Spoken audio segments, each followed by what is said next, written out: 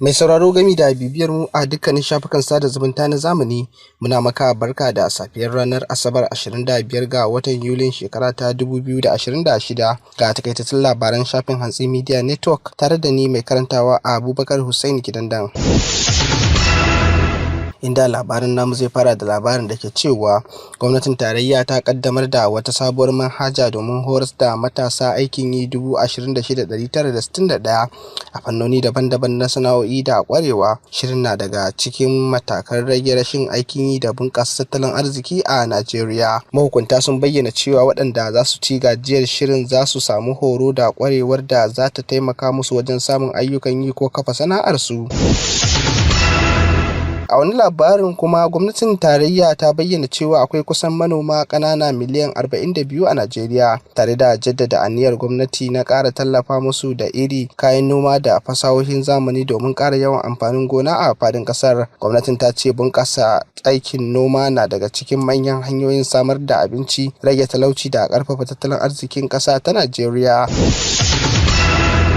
Yayin da anan kuma karamin ministan tsaron Najeriya ne Bello Matawalle ya buƙaci 'yan adawa da su guji kalamai ko ayyukan da ka iya tunzar jama'a ko kuma ɓata martabar Najeriya a idon duniya. Ya ce ya kamata siyasa ta kasance hanyar gina ƙasa maimakon yaɗa sakonnin da za su iya haifar da rabuwar kai a fadin ƙasar. Matawalle ya kuma yi kira ga 'yan adawa da su mayar da hankali wajen tallafawa ƙoƙarin gwamnati kan tsaro da bunƙasa ƙasa baki ɗaya. Ya jaddada cewa mutunta ofishin shugaban ƙasa yana da muhimmanci, tare da cewa yaɗa farfaganda da kiyayya ba zai kawo ci gaba ko warware matsalolin ƙasar ba. Yayin da anan kuma shugaban ƙasar Najeriya ne Bola Ahmed Tinubu ya amince da faɗaɗa rundunar sojin Najeriya daga cibiyoyi 8 zuwa 12, tare da ɗaukar sabbin sojoji 28,000 domin ƙarfafa yaƙi da ta'addanci, garkuwa da mutane da sauran matsalolin tsaro a fadin ƙasar. Kamar yadda fadar shugaban ƙasa ta ce, za a buɗe sabbin rundunoni a Makurdi, Ilorin, Jalingo da Benin City, yayin da gwamnatin za ta ƙara zuba jari a kayan aiki da walwalar jami'an soji a fadin ƙasar.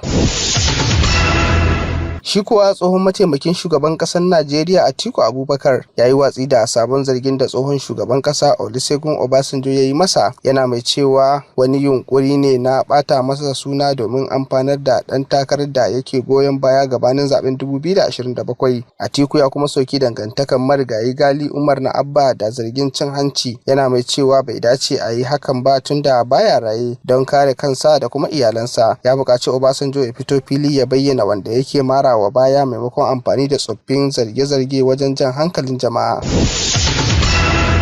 Yayin da anan kuma su kuwa rundunar 'yan sandan jihar Yobe sun kama mutane 3 ne da ake zargi da satar muhimman wayoyin wutar lantarki tare da lalata kayayyakin gwamnati bayan wani samame da aka gudanar bisa sahihan bayanan sirri. Haka kuma rundunar ta kwato wayoyin da aka sace da kuma wasu ababen hawa da ake zargin an yi amfani da su wajen aikata laifi daban-daban. Kwamishinan 'yan sandan jihar CP Usman Kamfani Jibrin ne ya tabbatar da cewa rundunar za ta ci gaba da ɗaukar tsauraran matakai kan masu lalata kayayyakin more rayuwa domin kare dukiyoyin jama'a da inganta tsaro a fadin jihar. A bangaren labaran kasashen waje kuwa za ku ji cewa kasar Sin ta yi nasarar harba sabon tauraron dan adam na sadarwa zuwa sararin samaniya domin inganta ayyukan intanet, talabijin da sadarwa a yankunan karkara da kuma kasashe abokan hulɗarta. Mahukunta kasar sun bayyana cewa sabon tauraron zai taimaka wajen bunƙasa tattalin arzikin dijital da inganta hanyoyin sadarwa, tare da ƙara ƙarfin ayyukan binciken sararin samaniya.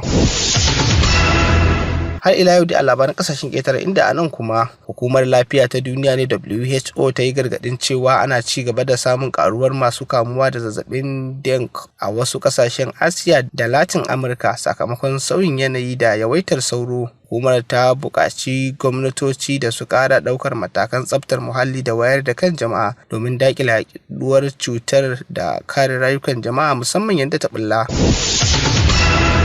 To a ƙarshe kuwa ɓangaren labaran wasanni za ku ji cewa ƙungiyar ƙwallon ƙafa ta Real Madrid na ci gaba da shirye-shiryenta na kakar 2026-2027, inda kociyar ƙungiyar ke amfani da wasannin gwaji wajen tantance sababbin 'yan wasa da dabarun da za a yi amfani da su a sabuwar kakar, kamar yadda magoya bayan ƙungiyar na sa ran Madrid za ta fafata domin lashe gasar La Liga da kuma UEFA Champions League bayan ƙarfafa tawagarta. A wani labarin kuma na wasanni, kungiyar ƙwallon kafa ta Manchester City ta ƙara ƙaimi a shirye-shiryenta na sabuwar kakar Premier League, inda ake ci gaba da horas da 'yan wasan da gudanar da wasannin gwaji kafin fara kakar wasar. Masana ƙwallon kafa sun bayyana cewa City za ta fuskanci gasa mai ƙarfi daga Arsenal, Liverpool da sauran manyan ƙungiyoyi wajen neman kambun gasar bana. To ƙarshen takaitaccen labaran shafin Hantsi Media Network kenan na safiyar ranar Asabar 25 ga watan Yulin shekara ta 2026. Sai ku tara lokaci na gaba domin jin mu dauke da wasu labaran. Sunana Abubakar Hussain Kidandan, sai kuma wacce ta taimaka wajen tsarawa da kuma tace labaran Nafisa Aminu da Neji, tare da tallafin 'yan uwa abokan aiki na shafin Hantsi Media Network. Muke cewa a huta lafiya, tare da fatan za ku ci gaba da bibiyar mu, like, comment da kuma share. Muna godiya.